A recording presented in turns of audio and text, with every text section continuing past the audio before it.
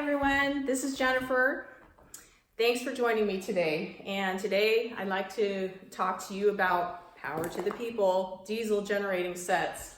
So just to begin with, I'm going to do a part one on this. This is going to be a basic high-level overview. And then in part two, I'm going to go into a little bit more specifics, some theory and applications, just a little bit more of a deep dive on the topic. But just to start with, for part one, if we're looking at a pump and trying to figure out where to plug that pump in and there's no outlet, well, what do we do in that situation? That's something I personally have never encountered.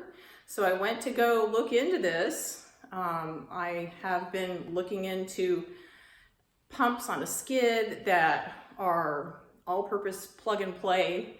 They're big monsters compared to your typical centrifugal pump and motor, because they also include a diesel engine generating set. So that's what I looked into, and that's what I wanted to present a little bit on today.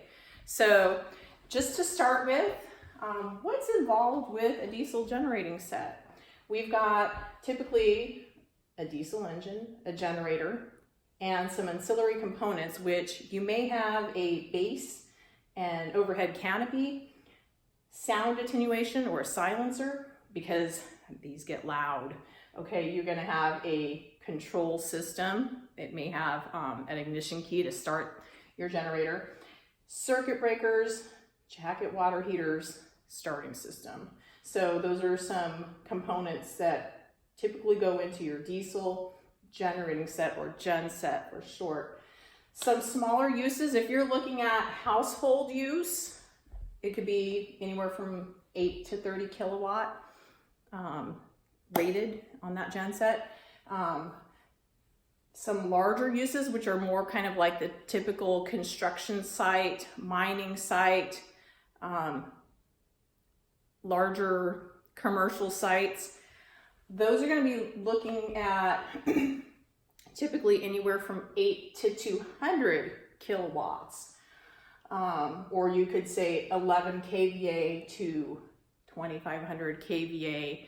That kVA has a buffer in it, just so you know. It could be rated either way, kilowatt or kVA. kVA is looking at the actual work that's anticipated that this generator can do, and it's also including the consumption outside of that work that's taking place in the internal processing. So that could be like,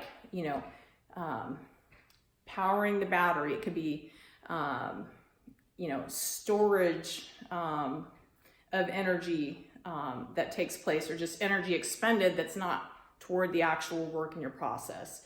So that's what that is, but you can see it rated either way. Just know which way you're looking at. Now, when I looked into the theory of this, yeah, you can get up to 2,000 kilowatts, but that's not really going to be practical for our uses. That's more just kind of like a standby emergency situation for a power grid, or other, really much larger emergency use cases. So just know that they're out there. Now, where would we see these kind of uses in a diesel generating set aside from, pumps that I've mentioned? You could see them on ships, like maybe a warship. You can see, lights, fans, winches, propulsion as uses. You could see them in railroad locomotives. You could see this in construction, mining, fairgrounds, all these kind of settings. And so, and then the obvious one is like inside your automobile. That's also diesel generation going on there, spark ignition. So let's talk about diesel engines versus diesel fuel, because these are not necessarily the same thing. So there's a correlation, but not one for one necessarily. When we're talking about diesel, we're talking about diesel engines in specific. Diesel is the name of like an inventor who came up with this concept of diesel engines. So diesel engines, what are they? They're compression ignition engines. That's what they are. Okay, so they can use a variety of fuels, not just diesel. Typically, they are using diesel fuel. And in some of the YouTube videos that I've watched for a startup, they might introduce natural diesel fuel to begin with, and then for the warm up, and then transition over to synthetic. So that's one use that you might see. Another use is like, this may be more applicable to a power grid situation, but maybe you've got access to a gas grid connection where you could use pressurized gas with the intake air and just a small amount of diesel fuel just for the ignition, and then go ahead and tap into the gas grid connection. You might also consider the financial impact of each of these choices. So that might be, that's something I'm going to talk about in a part 2, because you do need to do an assessment in terms of like, how much is this going to cost if you're looking at these different choices. Okay, so generator ratings, these have a rating just like motors do. There are up to 3 ratings that can be on a nameplate for a generator. So one is going to be a standby rating. That's like hospitals, office, factories, and so forth. Standby, meaning this is not going to be in use like 24/7.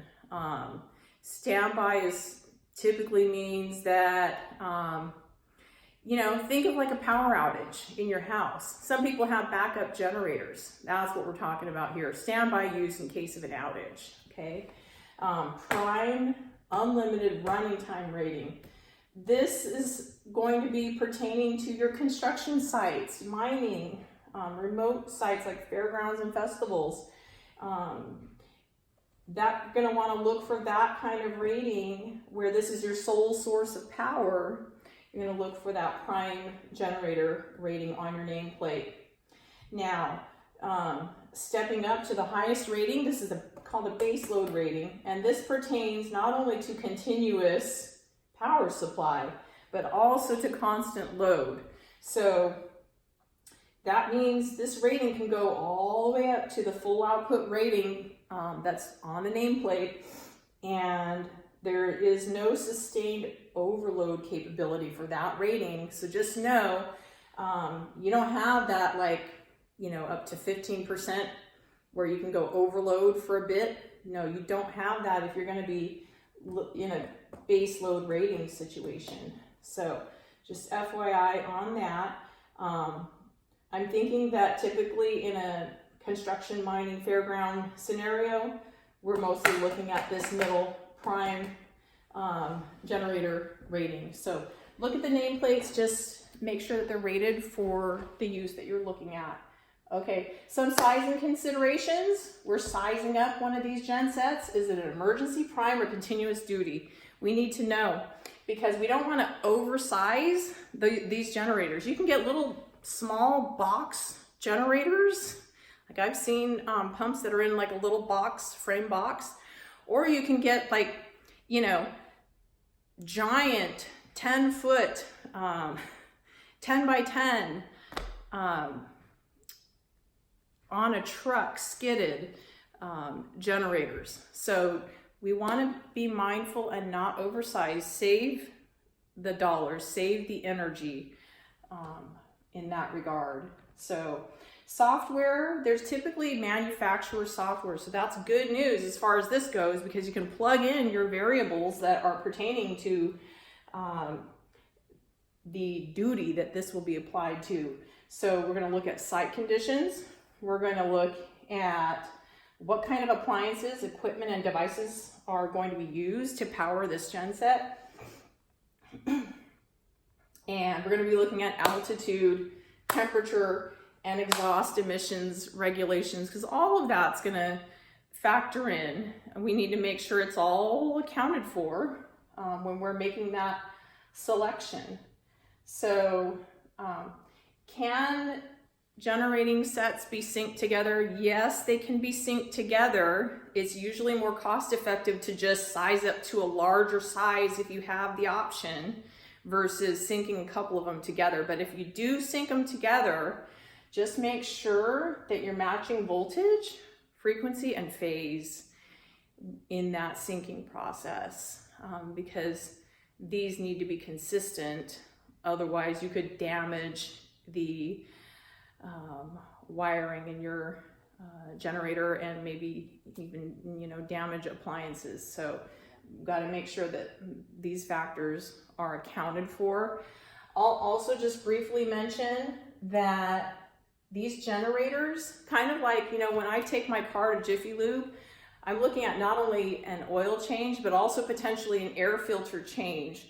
Okay, same deal if we're looking at a diesel generating power set. It's got an air filter. You do need to be mindful of the fuel levels. Check them. Check your air filter. Make sure it's not plugged. Okay. It's got an exhaust, and these exhausts are not pretty. You're going to see a plume of smoke coming up when these are ignited, and there's definitely a loud sound. So if you're going to be out on a work site, make sure you've got your PPE, you've got your safety glasses, you've got earplugs in place to protect your ears and then protect your eyes from that plume of smoke that is going to come up. So that's kind of mostly it for part one. You can see here this little illustration I've got. In this case, we've got a control panel, air filter, exhaust. We've got battery, and there's a in-skid fuel day tank, an alternator, and then this is a radiator. I forgot to mark it, but this is a radiator here because as this is running, it's going to be radiating heat out to protect the motor so it doesn't overheat. So that's it. I hope you enjoyed my little basic overview.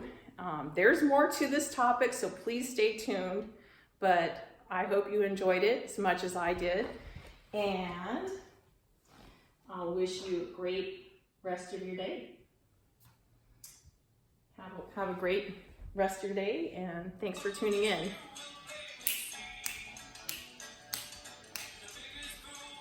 I'm gonna hit the big time. All I gotta do is act now.